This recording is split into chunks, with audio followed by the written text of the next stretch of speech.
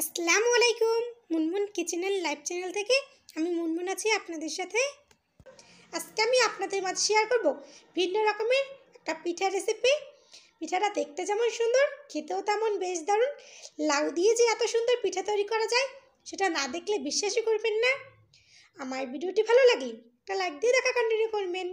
তাই আর দেরি না করে চলুন শুরু করা যাক আমাদের আজকের রেসিপি। এখানে আমি একটা লাউয়ের মাথার দিকে যে অংশটা সেই অংশটা নিয়েছি, সেখান থেকে আমি কিছু অংশ নিয়ে নেব। এবার একটা পিলারের সাহায্যে আমি খোসাটা ফেলে নেব। এবার এটাকে ছোট ছোট টুকরো করে কেটে নেব। আপনার চাইলে বটি দিয়েও কেটে নিতে পারেন, আমি ছুরি দিয়ে কেটে নিচ্ছি।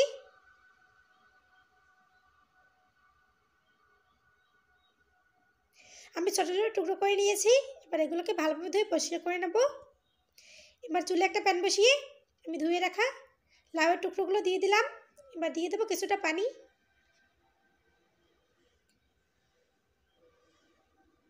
এবার একটা ঢাকনা দিয়ে ঢেকে এটাকে কিছুক্ষণ একটু ভালোভাবে সিদ্ধ করে নেব। আমি ভালোভাবে সিদ্ধ করে নিয়েছি।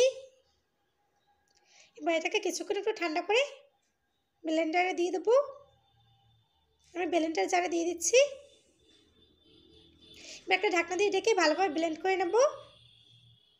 এবার চুলায় আরেকটা প্যান বসিয়ে দিয়ে দেবো আমি 1 কাপ খাঁটি গরুর দুধ। এবার দিয়ে দেবো ব্লেন্ড করে রাখা সেই লাউয়ের পিউরিটা। দিয়ে দেবো স্বাদ মতো লবণ, পরিমাণ মতো চিনি।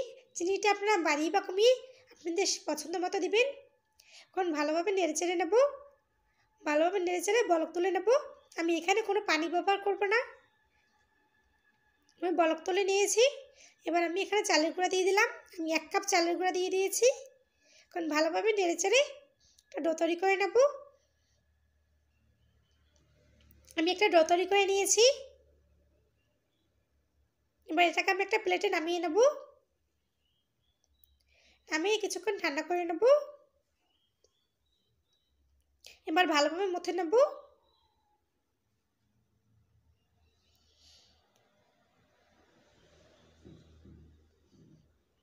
আমার ভালোভাবে মথে না হয়ে গেছে। এবার এখান থেকে অল্প একটু ডো নিয়ে এবার হাতের সাহায্যে গোল করে চ্যাপটা করে দেবো।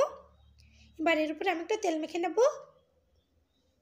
এবার এখানে আমি একটা গোল কাঠের বেলনির সাহায্যে আমি এখানে একটা গোল করে নিয়েছি। আপনারা যে কোনো কিছুর সাহায্যে এভাবে গোল করে নিতে পারেন।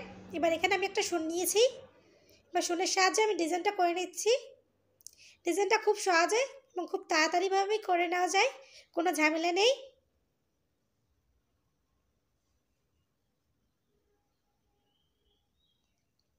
ঝামেলা ছাড়া সহজ আনকমন পিঠা তৈরি করতে চাইলে আমার চ্যানেল থেকে ঘুরে আসবেন। শোনের সাহায্যে আমি এই ফুলের মতো করে নিয়েছি। এবার যে এখানে গোলের মতো করে রেখেছিলাম সেখানে আমি কিছুটা নারকেলের পুর দিয়ে নেব, তাহলে দেখতে সুন্দর লাগবে। আমার একটা পিঠা তৈরি হয়ে গেছে। আমি আরও একটা বানিয়ে দেখাচ্ছি। এই পিঠাটা বানিয়ে নেওয়া খুবই সহজ এবং খুব তাড়াতাড়ি এটা বানিয়ে নেওয়া যায়। অবশ্যই কিন্তু তেল মেখে নেবেন, তা না হলে কিন্তু ডিজাইনটা করতে পারবেন না।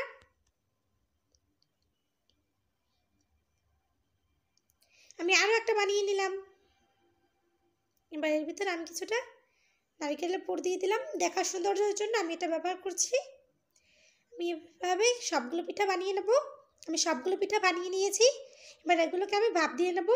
আপনারা চাইলে তেলেও ভেজে নিতে পারেন, কিন্তু ভাপ দিয়ে খেতেই বেশি ভালো লাগে। এবার চুলে একটা প্যান বসিয়ে কিছুটা পানি নিয়েছি, তার উপরে একটা ছিদ্রযুক্ত ঝাঁঝরি বসিয়ে দেব। এবার আমি পিঠাগুলো দিয়ে দিচ্ছি। আমি পিঠাগুলো দিয়ে দিলাম। এবার একটা ঢাকনা দিয়ে ঢেকে কিছুক্ষণ ভাপ দিয়ে নেব। ফিরে আসলাম কিছুক্ষণ পর। আমার ভাপ দিয়ে নেওয়া হয়ে গেছে। এবার এগুলোকে একটা প্লেটে নামিয়ে নেব। দেখুন দেখতে কতটা সুন্দর লাগছে। দেখতে যেমন সুন্দর, খেতেও তেমন বেশ দারুণ। খুব সহজে বানিয়ে নিলাম লাউ দিয়ে স্পেশাল একটা পিঠা। আমার ভিডিওটি ভালো লাগলে লাইক কমেন্ট শেয়ার করবেন। আমার চ্যানেল নতুন হয়ে থাকলে আমার চ্যানেলটি প্লিজ সাবস্ক্রাইব করবেন। আমার ভিডিও সবার আগে পেতে হলে বেল বাটনটি অন করে রাখবেন। এতক্ষণ আমার সঙ্গে থাকার জন্য অসংখ্য ধন্যবাদ। আসসালামু আলাইকুম।